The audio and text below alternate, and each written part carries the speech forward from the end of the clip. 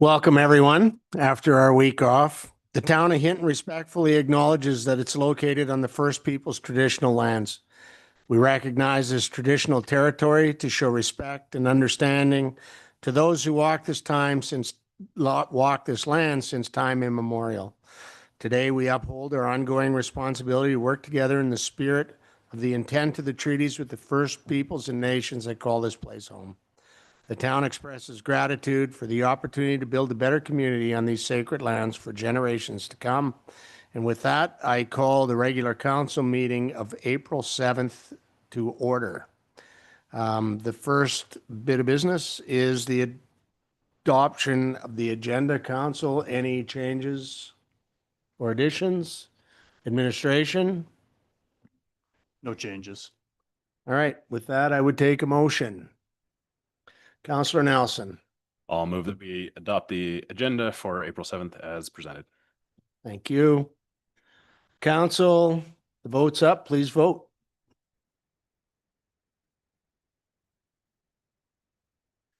And that's adopted unanimously. Thank you.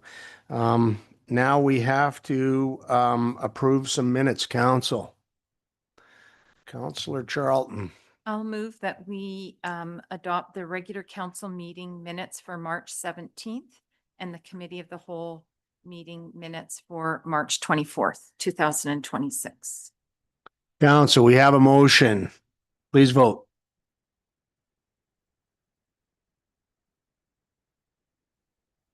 And that's unanimous as well. Thank you. The next item is a minute with council. Do we have anybody online? Nope, there's no one this evening. Thank you. And then we'll move on to our action items. And the first action item, 5.1, is the protection of privacy policy AD 1208 administration. Thank you, Mayor. This one will be referred to Ms. Bourbeau. Thank you. Good evening, Council. The report before you this evening is we're requesting Council's approval of the new protection of privacy policy AD-1208. Once approved, the policy becomes a core component of the Town of Hinton's privacy management program and aligns municipal practices with Alberta's new Protection of Privacy Act. The policy clearly defines how the town collects, uses, discloses, safeguards, and corrects personal information. There's an emphasis on accountability, transparency, and accuracy, and it assigns explicit responsibility to council, administration, privacy officer, and all employees, which will strengthen our legislative compliance and public trust. While the policy has increased administrative requirements, there is no direct financial cost to the town for implementing this. And with that, I will take any questions. Thank you. Council, we've seen this a couple of times. Any questions, thoughts, comments? How would you like to proceed? Councillor Chambers. I'd like to make the motion that council approves the protection of privacy policy AD-1208 as presented. Council, we have a motion on the floor. Any comments, thoughts? Seeing none, I call to question that council approves the protection of privacy policy AD-1008 as presented. Please vote.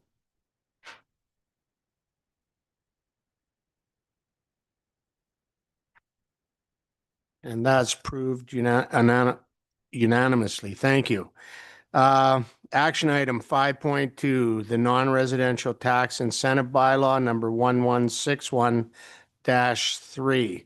Administration. Thank you, Mayor. Through to the rest of council. This bylaw amendment is coming forward. It provides a new incentive class specifically for medical clinics. We have applied a rate of 60 cents per previous year's doctor visit as the number that would be applied, and that's how we're going to be determining what those tax incentives would be. There were a few requests for amendments from the last committee of the whole meeting, specifically to provide the ability to resubmit information to increase their incentive, and that the language be added for bylaw review based on current community healthcare status. Both of those have been incorporated into the document. For the last amendment related to the review or cancellation, we have maintained the original date that this bylaw was set to expire. So we have allowed that for exemptions A and B. Exemption C, which is the medical clinic, will continue on for a period of 5 years, in which time it's not an expiry, but a review date based on the current healthcare status. If there's any other questions on this bylaw, I'd be happy to answer. Council.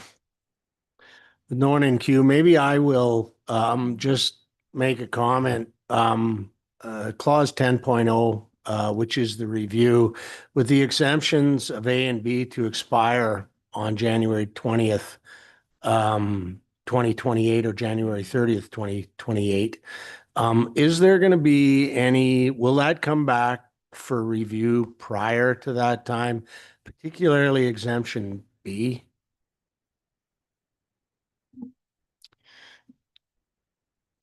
Through the mayor to members of council, certainly can. Yes, but typically we actually have, I believe it's through this bylaw, or maybe it's a practice, but we report on this every year anyways to council, just on the status, what businesses have taken us up on the incentives. So certainly when this time comes, as a part of that review, we can have that discussion about whether we want to continue the program. That was always the intent. Exemption B, that's relatively specific to one eligible business in town. That one already has conditional approval. So regardless of the presence of this bylaw or whether it's revoked, that conditional approval can't be revoked. So that's already locked in Okay, regardless. okay, that was Um, my concern. yeah. Thank you. All right, council. Councillor Chambers. Yeah, I'll just. You've gone away. Let me find, oh. Oh, there you are. Thank you. I'm happy to see that extension of the separation, I guess, in that 10.0 section about breaking out the medical clinics and then reviewing the access at that time. I think that's a smart way to do it and keep that forward. So with that, I would be prepared to make the motion that council gives first reading to non-residential tax incentives bylaw number 1161-3. All right, council, we have a motion on the floor. Any other comments? Seeing none, I call the question. The council gives first reading to the non-residential tax incentive bylaw 1161-3. Please vote.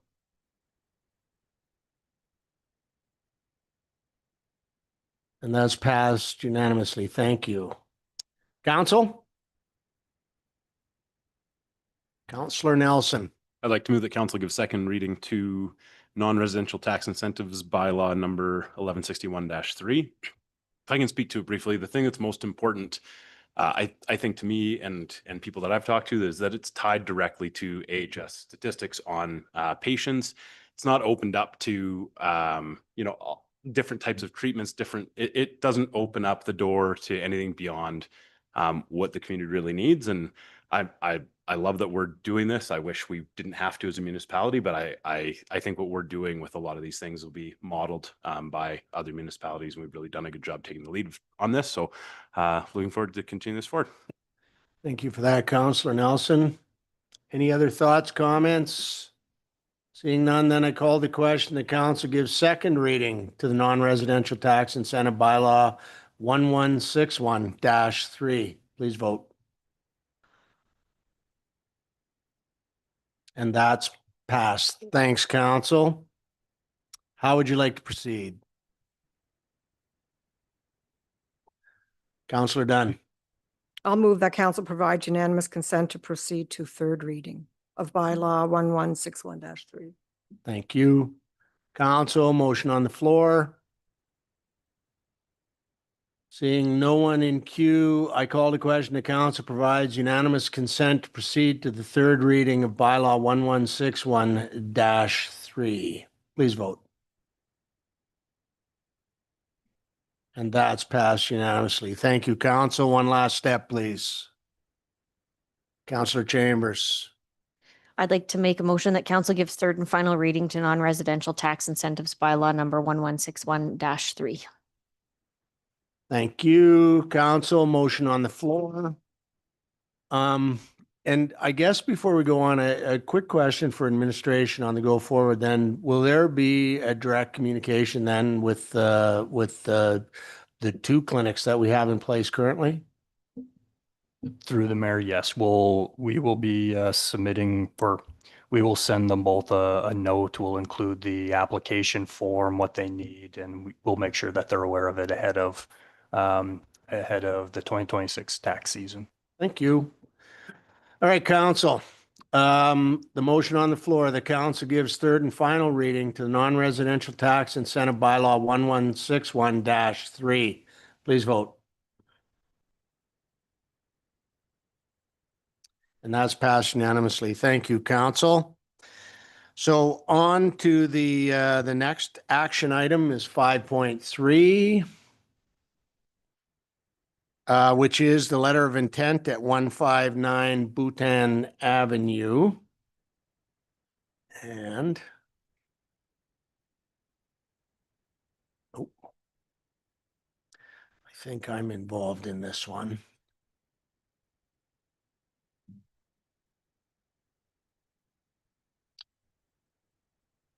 Bear with me while I find my place.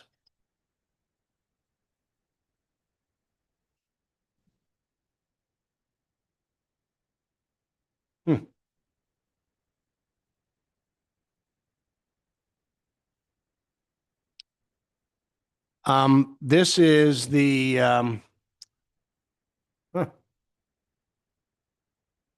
there's some false starts. There we are.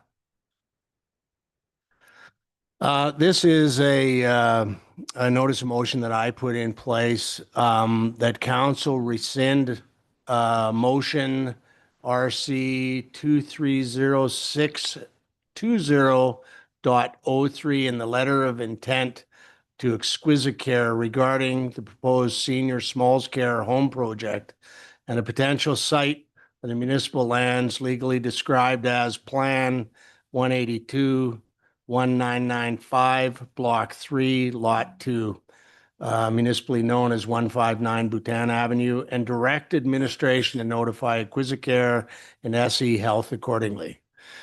And if I could just speak to that super long motion is we do have a letter of intent in place with Exquisicare potentially to build some senior services on that site, but they don't have any plan to do that currently. And I think given the new strategic plan that's in place, that it makes sense for us to have control of that land, not locking Exquisicare out of it.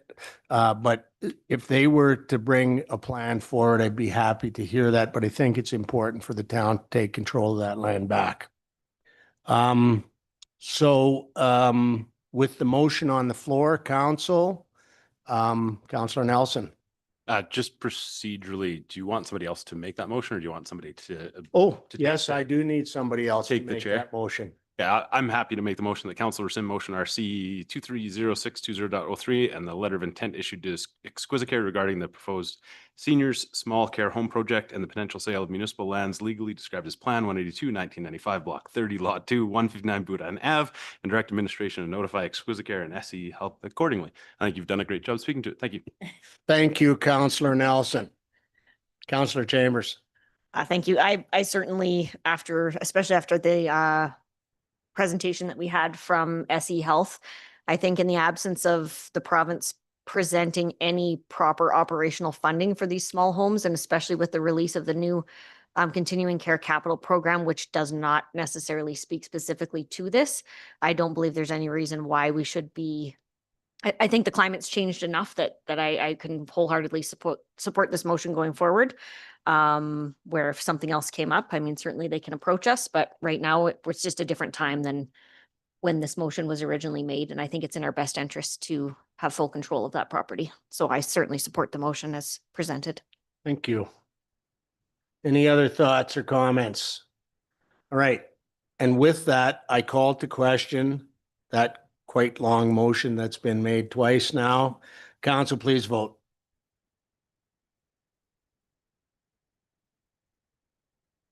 And that's passed unanimously. Thank you, council.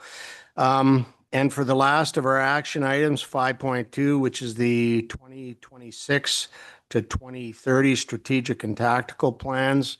And the question was asked offline, and I'll make the point now is there's a recommendation to bring this to a committee of the whole meeting, but we wanted to get it into the hands of the public and into the hands of council as quickly as possible. It was available this week, so rather than waiting till next week, it's in the package for review. And with that, do you have any additional comments, administration? Through the mayor, no, I think you touched on it. We think that it's much better to have conversations about any changes that we may want to make at committee of the whole, but we did want to put it in council's hands, the public's, just to make sure there was enough or adequate time to be able to review it.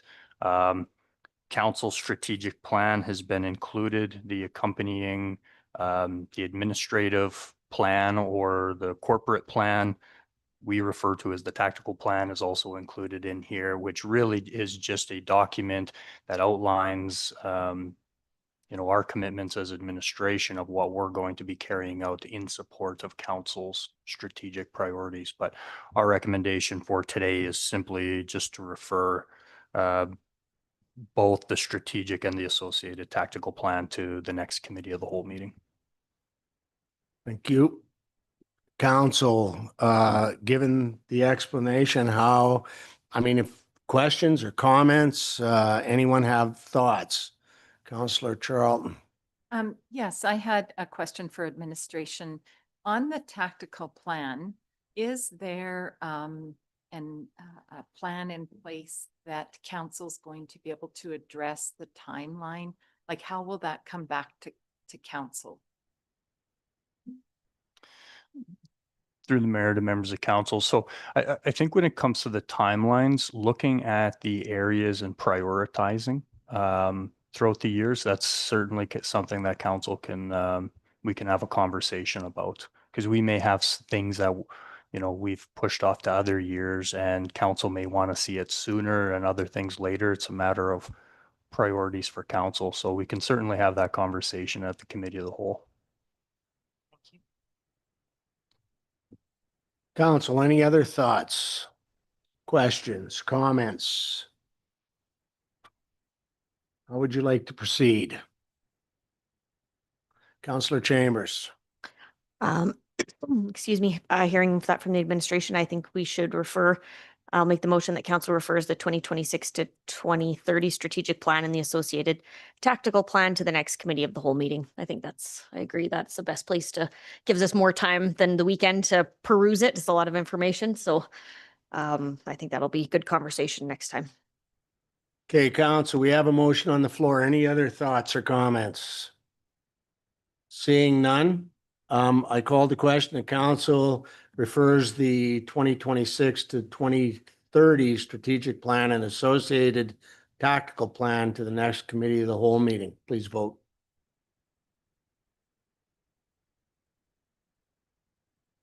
That's passed unanimously. Thank you, council. All right. Then we're on to notices of motion. Any on the table, administration? Thank you, Mayor. No notices of motion today. Thank you. Then on to reporting. And maybe we can start at my far right with Councillor Dunn.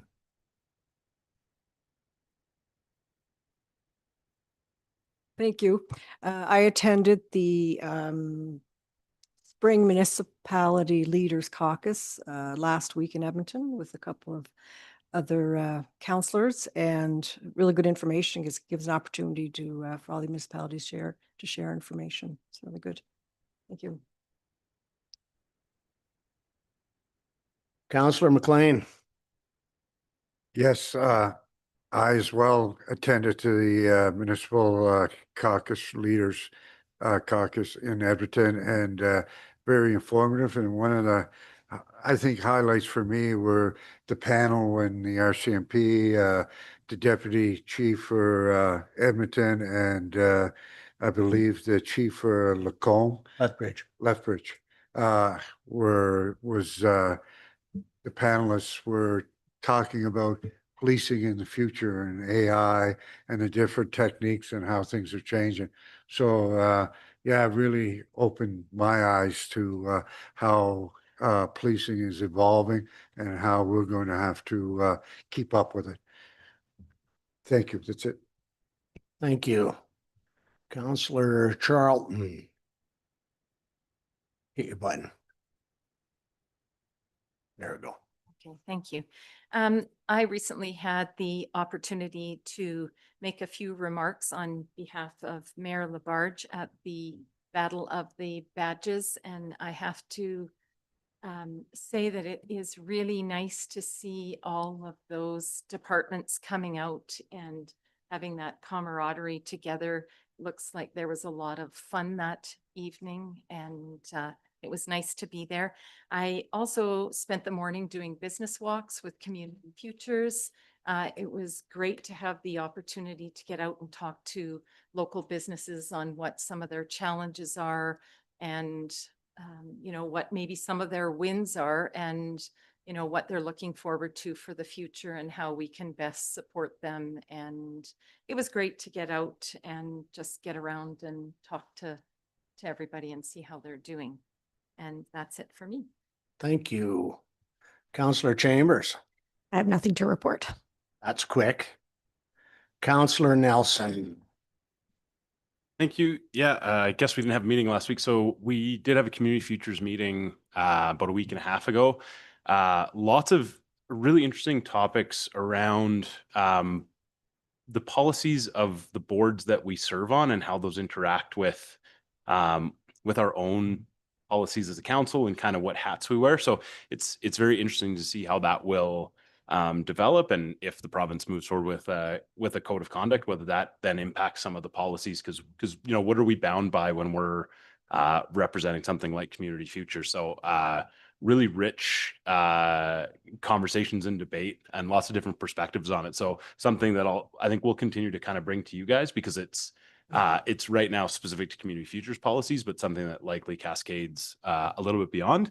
And then last week I was able to have kind of a one-on-one meeting with Edgemar from the DMO, and really talking about, you know, the DMO does a lot of really big picture, exciting things, but really talking about how they could be more involved with some of the grassroots stuff, whether that's sports tournaments or hosting events, and really interesting to see that their openness to it. And really it's just a matter of figuring out who to talk to and understanding what it's like as a DMO working with volunteer boards that are, you know, it's, if you're the president of minor hockey, you are doing a whole bunch of other things, and you're limited with capacity. So kind of looking forward to seeing how the DMO can continue to support some of those things, because if anything, those would bring some of the most heads on beds into our community on you know, pretty much every weekend through the winter, which is when they're looking for more people to be in this community. So yeah, a couple of really neat conversations with people, and beyond that, nothing to report. Thank you.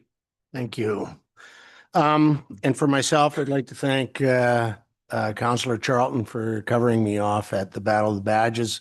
I had initially said I would do that, and then my daughter left to go to Mexico, so I had 7 kids and 5 dogs. So the Battle of the Badges would have been easy going.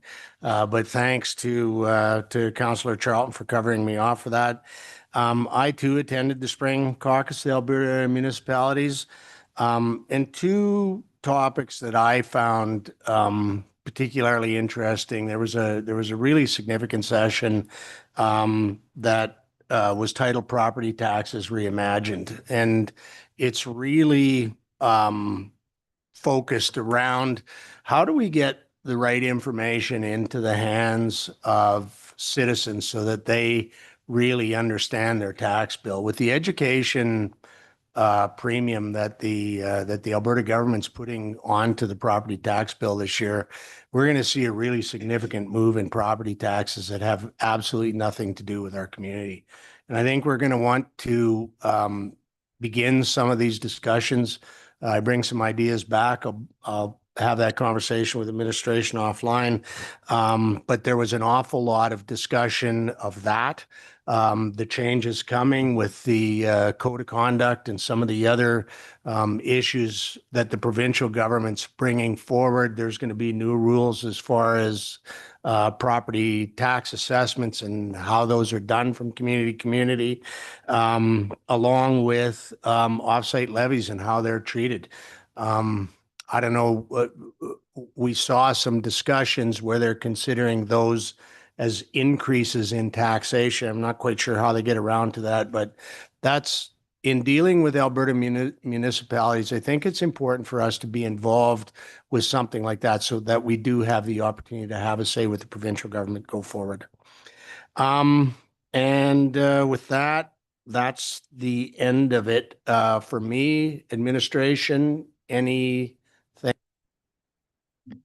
Thank you, Mayor. We have included the March operating highlights. So if there's any questions from that document or anything else, we'll be happy to answer, but nothing else to add.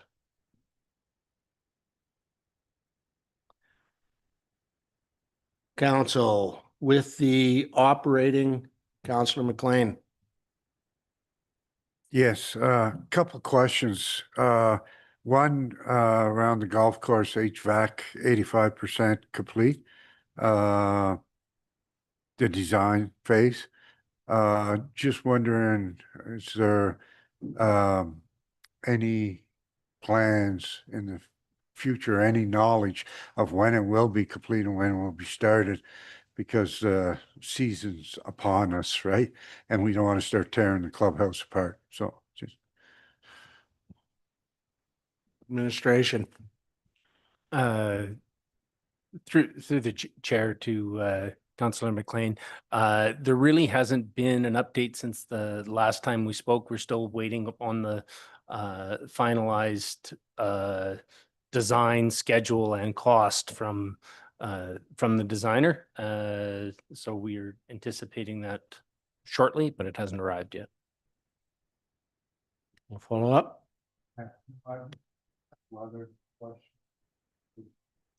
Well, why don't you go back into line, Councillor McLean? Councillor Nelson.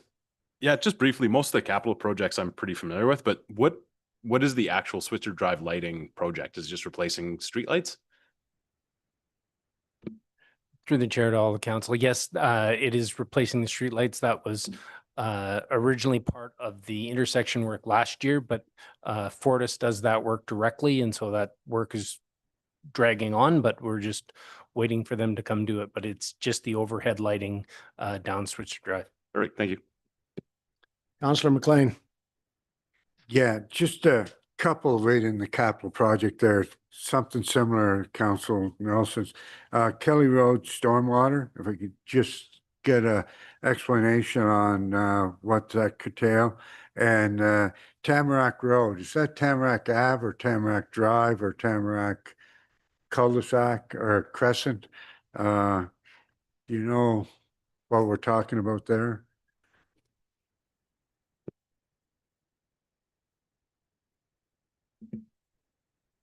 Yeah, I can respond to that. So the last question is Tamarack Drive. So we're that project is in the capital budget to redo the paving of that, and so we have we're underway with design. There's a geotechnical consulting firm coming to do test holes so we can get a pavement design done, and so we're hoping to get that ready for a late summer tender I'm going to caution council right now that it'll probably come back in front of you because this oil price will dramatically impact the price of that project. So we will have to, when we get it to the point of having the engineer's estimate, we'll be bringing it back to council. And with that one, what page is the Kelly Road one on to refresh my memory?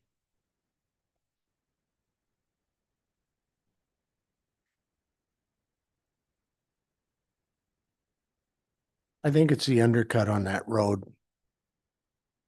Oh, so yes, that one is, we have bad erosion in the ditch going along Kelly Drive. In the budget was $25,000 to do an engineering assessment on that so that we can get sort of design ideas and cost estimates for inclusion in the 27 budget to address that. Right, seeing no one else in queue, then I will quickly, one second. May 1st is coming. I see on the list, we're 90% of the way there as far as water meters go. What are we talking about, numbers in our more complicated situations, A, and B, how many refusals do we have in place?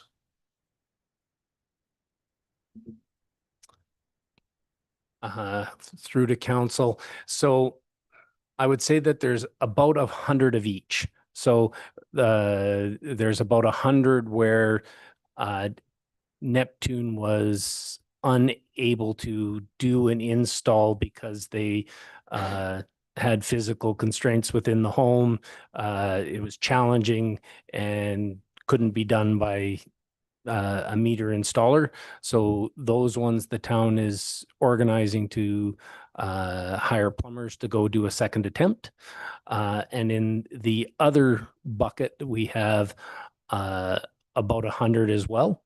And I wouldn't call those refusals because there are some people there that are willing to come get meters and do it themselves and so on and so forth. So I wouldn't call that 100 hard refusals, but there's about 100 in that bucket as well.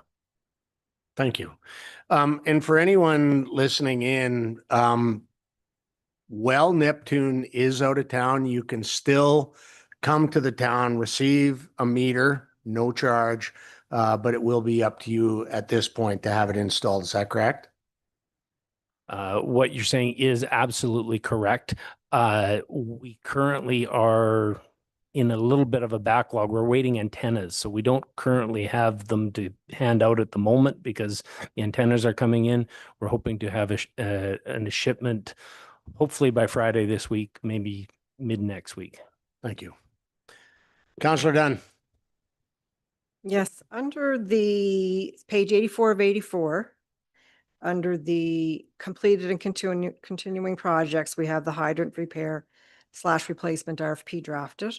When that gets started, could we have a little chart in this section that just shows like the breakdown of the years and which ones are done in each year?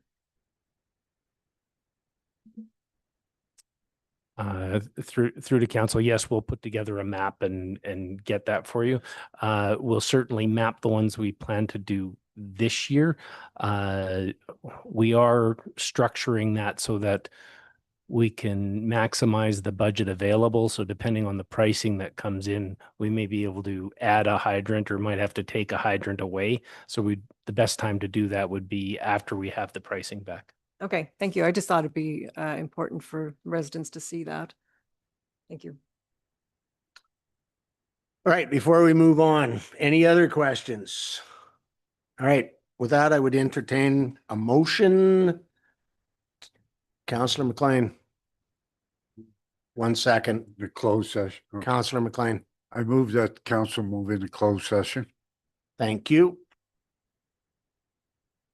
And with that, council, please vote. And that's passed unanimously. Thank you, everyone.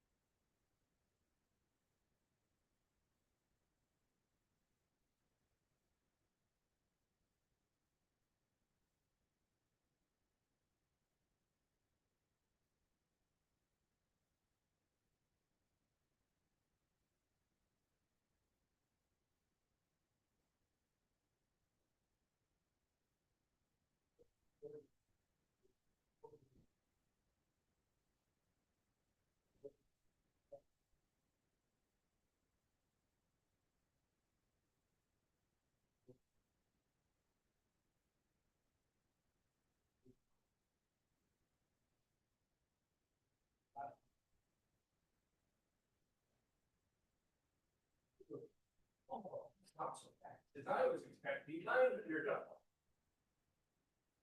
Then the conversation though. But it just shows you the spirit right there.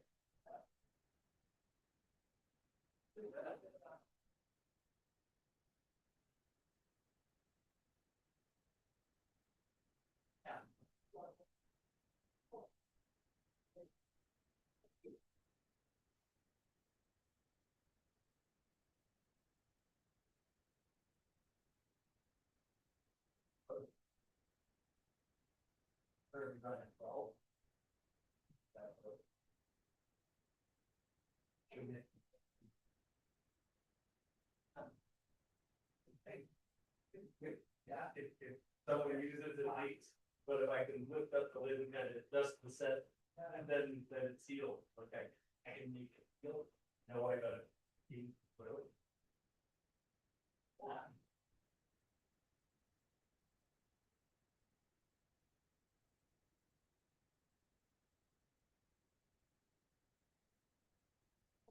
Really?